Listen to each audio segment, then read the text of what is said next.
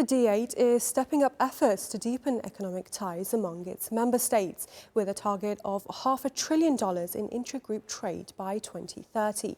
The organisation is also looking to expand cooperation in areas including technology, energy and the halal economy, while boosting trade and investment across the bloc. D-8 Secretary-General Sohail Mahmood spoke to us about the organisation's economic ambitions and its plans to strengthen cooperation among member states. Our economic cooperation and integration is increasing. We are aiming to have the $500 billion target of intra-D8 trade by 2030, but we are also expanding in very, very different directions also, in terms of, from starting from trade and investment to agriculture, to industry, to transportation, to energy, to environment, to health and social protection, education, and so on, and media, of course. And in all these areas, Turkey has a very, very important role to play. One, of course, Turkey is the host of the D8 organization. Our secretariat is located in Istanbul, and as a founding member, Turkey has made very valuable contributions over the last 29 years, and we are next year going to have our 30th anniversary.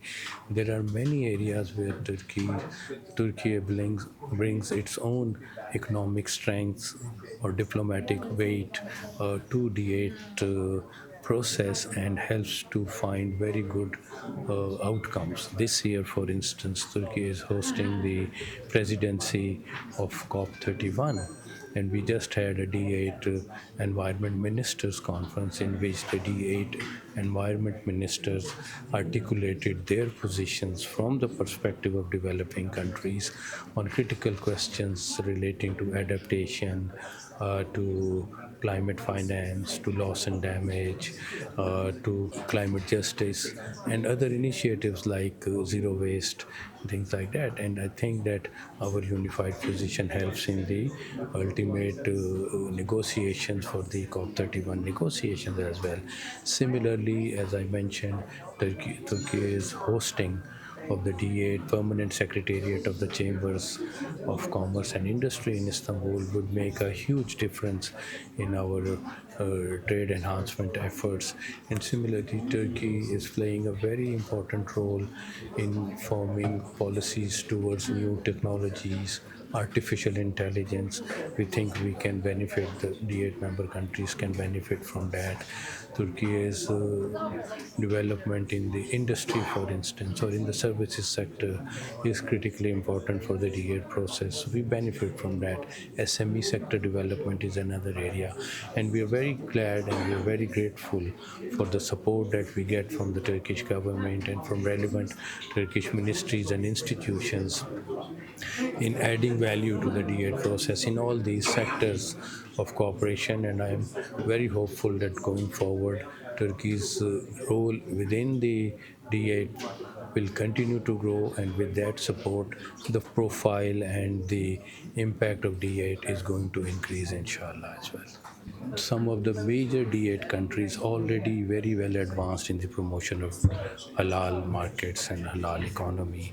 These include Malaysia, Indonesia, Turkey itself, Pakistan is also promoting that, Nigeria is also very. So this is another area of potential increase and with substantial impact on increase in the economic interaction and enhancement of the trade among the D8 countries. And what we are expecting is also Indonesia has proposed an initiative where they want to institutionalize the Halal Expo among D8 member countries and build a center which will guide and facilitate the promotion of halal market. And there are institutions already in D8 countries like SEMIC in Turkey and others which are working in this direction already. So what we are going to do is to synergize all these efforts, and we do look at the halal economy as a major driver of enhanced trade and economic cooperation among the D8 member countries.